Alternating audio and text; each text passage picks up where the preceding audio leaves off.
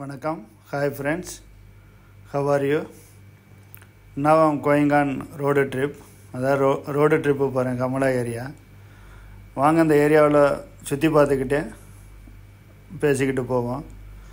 நான் ஒவ்வொரு வீடியோவிலையும் வந்துட்டு ரோடு ட்ரிப்போ இல்லை ட்ராவலிங் எதாவது பண்ணாலும் ஒரு மியூசிக்கை போட்டுட்டோ இல்லை சைலண்டாக விடுறதே கிடையாது. ஒவ்வொரு வீடியோவிலையும் ஏதாவது ஒரு மெசேஜ் சொல்ல நினைக்கிறது. அதே மாதிரி ஒவ்வொரு வீடியோலையும் ஒவ்வொரு மெசேஜ் நான் சொல்லிக்கிட்டு தான் இருக்கேன். இந்த வீடியோவில் வந்து ஹைரோ ப்ராக்டிக்னு ஒரு நோயை பற்றி பேசலான் இருக்கிறேன். ஏன்னா அது வந்து நிறைய பேருக்கு அது தெரியாது.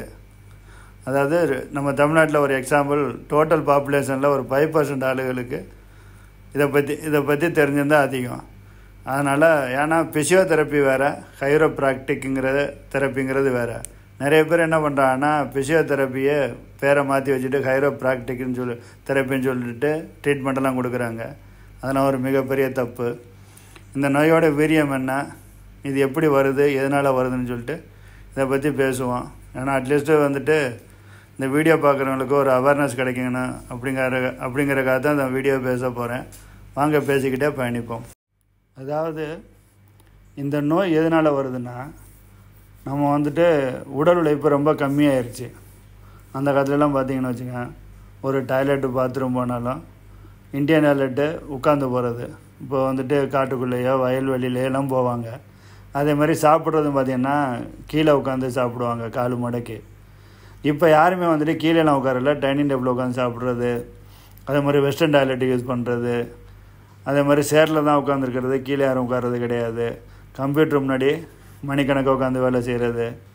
இப்போ வந்துட்டு உடல் உழைப்பு ரொம்ப கம்மியாயிருச்சு. அதனால் நம்மளோட போன் என்ன ஆகுதுன்னா, நம்மளை உட்காந்தே இருக்கிறதுனால அந்த இது வந்துட்டு எல் ஷேப்பில் அந்த வந்துட்டு நம்மளோட பேக் போன் வந்துட்டு அது பர்மனெண்ட்டாக ஆயிடுது. அப்போ கொஞ்சம் கொஞ்சமாக அந்த பேக் போனு வளைஞ்சு அது வந்துட்டு ஒரு நாளடைவில் நீங்கள் வந்துட்டு நல்லா ஓடும்போதோ இல்லை ஏதாவது வந்துட்டு அதுக்கு எதிர்மறையாக, அந்த நரம்புக்கு எதிர்மறையாக நம்ம ஒரு வேலை செய்யும்போது வலியை கொடுக்கும். அந்த வலி வந்துட்டு இப்போ வந்துட்டு 35 வயசு 40 வயசு ஆளுக்கு ஐடியில் வேலை செய்கிறவங்களுக்கெல்லாம் வருது. இதுக்கு வந்துட்டு ஃபஸ்ட்டு வந்துட்டு ஹைரோ ப்ராக்டிக்னு சொல்லிட்டு தெரப்பி பண்ணணும். அந்த தெரப்பி வந்து எப்படின்னா, நம்மளோட தசைகளை வந்துட்டு அந்த எலும்பு மச்சைகளெல்லாம் அதை வந்துட்டு அலைன்மெண்ட் செய்யணும். சில பேர் வந்துட்டு இந்த முட்டிக்கால் வலிக்கும், இல்லைன்னா பேக் பெயின் இருக்கும். அதே மாதிரி டிஸ்க்கு வந்துட்டு அந்த அலைன்மெண்ட்டு சேஞ்ச் ஆகிருக்கும். அதை வந்துட்டு நேராக்கிறதுக்கு பேர் தான் ஜிபி, ஹைரோ ப்ராக்டிக் தெரப்பின்னு சொல்கிறோம். இப்போ வந்துட்டு இந்த நோயோட வீரியம் வந்துட்டு நிறைய பேருக்கு தெரியலை. நம்ம ஆயுர்வேதிக்கு கொடுக்குற ஒரு இம்பார்ட்டண்ட் இந்தியாவில் ஜிபி தெரப்பிக்கு கொடுக்கறது கிடையாது. ஏன்னா இதோட அவேர்னஸ் யாருக்குமே இல்லை. இப்போ ஒவ்வொரு வீட்லேயும் பார்த்திங்கன்னா ஏதாவது ஒரு பிரச்சனை இருக்கும். ஒரு வயசானவங்கலாம் சொல்லுவாங்க, எனக்கு ரொம்ப நாளாக முதுகு தண்டுவடம் வலிச்சிக்கிட்டே இருக்குது, இல்லை முட்டிக்கால் வலிச்சிக்கிட்டே இருக்குது, இல்லை இது புரடி வலிச்சிக்கிட்டே இருக்குலாம் சொல்லுவாங்க. இது வந்துட்டு ஜிபி தெரப்பி பண்ணுன்னா அது சரியாகும். இது வந்துட்டு இப்போ ஸ்போர்ட்ஸ் இன்ஜுரியெல்லாம் ஆச்சுன்னா, இல்லை வந்துட்டு எங்கேயாவது ஒரு ஆக்சிடெண்ட்லேயோ இல்லை வேறு எதுலையாவது கீழே விழுந்து அடிபட்ட ரொம்ப நாளாக பேக் பெயினோ இல்லை பேக்கில் ஏதாவது வலி இருந்தால் அது வந்துட்டு சிடி ஸ்கேனோ எம்ஆர்ஐ ஸ்கேனோ எடுத்து அதை கன்ஃபார்ம் பண்ணிக்கிட்டு ஒரு நல்ல ஒரு ஜிபி தெரப்பிக்கிட்ட போய்ட்டு அதை தெரப்பி பண்ணு அது ரெடியாகிடும். தெரப்பி சென்டர் வந்துட்டு எல்லா இடத்துலையும் கிடையாது. ஃபார் எக்ஸாம்பிள் தமிழ்நாட்டில் பார்த்திங்கன்னா மெயின் சிட்டியில் தான், அதாவது கோயம்புத்தூர், சென்னை மாதிரி மெயின் சிட்டியில் தான் இருக்கும். அது வந்துட்டு செக் பண்ணிங்கன்னா தெரியும். கூகுளில் போய்ட்டு நான் செக் பண்ணலாம் எந்தெந்த ஏரியாவில் இருக்குன்னு. ஆனால் என் ஃப்யூச்சரில் பார்த்திங்கன்னா இந்த இப்போ வந்து நார்மல் கிளினிக்கெல்லாம் இருக்குல்ல சின்ன சின்ன ஊர்லலாம், அதே மாதிரி இதுக்கு வந்து பெரிய ஒரு அவேர்னஸ் வரும்போது எல்லா ஊர்லேயும் ஜிபி தெரப்பி சென்டர் வந்துடும். ஆனால் அது வந்துட்டு எதுக்கு அதை பற்றி இவ்வளோ டீட்டெயிலாக சொல்லியிருக்கேன் அப்படின்னா, அந்த பேக் போனுங்கிறது ரொம்ப ஒரு இம்பார்ட்டண்ட்டு. ஒரு மனுஷன் வாழ்க்கையில் வந்துட்டு பேக் போனோ, முதுகு வலியோ இல்லை வந்துட்டு முட்டிக்கால் வலி, குதிங்கால் வலி அதெல்லாம் வந்துச்சுன்னு சொன்னால் தூங்க முடியாது, நிம்மதியாக உட்காந்து ஒரு பேப்பர் படிக்க முடியாது, ரொம்ப கஷ்டத்தை கொடுக்கும். வாக்கிங் பண்ண முடியாது, ஒரு அர்ஜென்ட்டுக்கு எங்கேயாவது ரொம்ப தூரம் நடந்து போக முடியாது. அப்போ இதெல்லாம் வந்துட்டு ஜிபி தெரப்பி பண்ணணும். இதோட அவேர்னஸ் இல்லாதனால தான் அந்த வீடியோவை பற்றி நான் பேசியிருக்கேன் இவ்வளோ நேரம். இது வந்து என்னோடய வீடியோ பார்க்குறவங்களுக்கு கண்டிப்பாக அது ஒரு அவேர்னஸாக இருக்கும்னு நம்புகிறேன். இதில் ஏதேனும் ஒரு கமெண்ட்ஸ் இருந்தாலோ அந்த கீழே உள்ள கமெண்ட்ஸ் பாக்ஸில் உங்களோட கமெண்ட்ஸை கண்டிப்பாக சொல்லுங்கள்.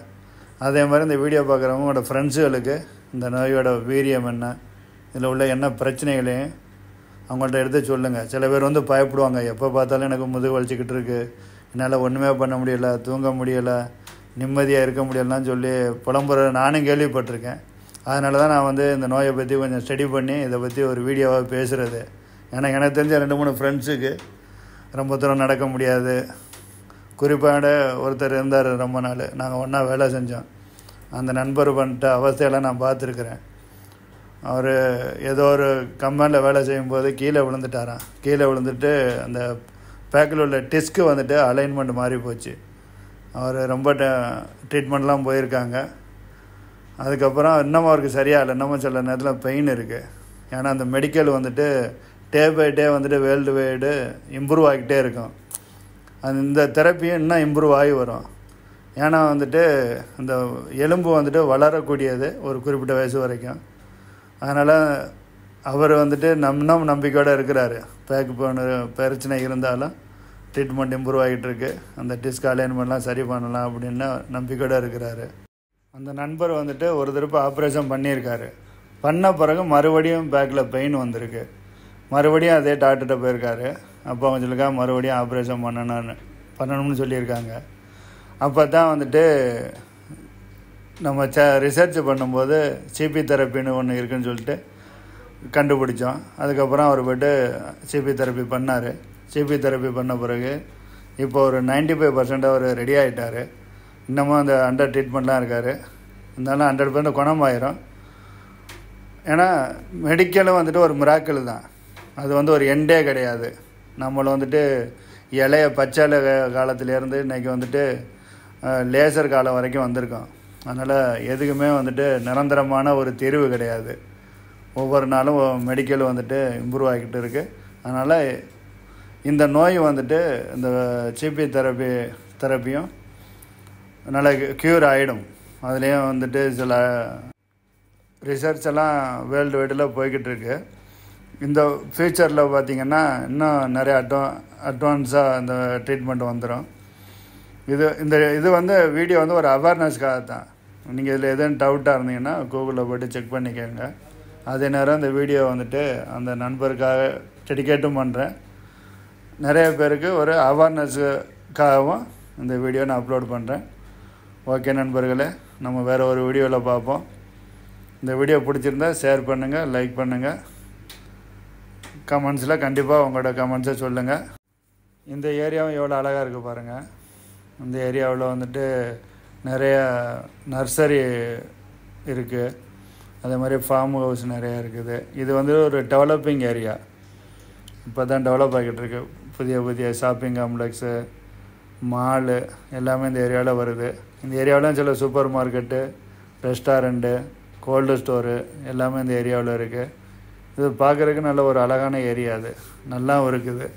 ஒரு நடந்து போனால் கூட வந்துட்டு ஒரு அவ்வளோ சூடு தெரியலை. ஏன்னா 2 சைடுமே ஒரு கார்டனாக மரம்லாம் நிறையா வச்சுருக்காங்க. அழகாகவும் இருக்குது. ரோடு பாருங்க எவ்வளோ நீட்டாக இருக்குது.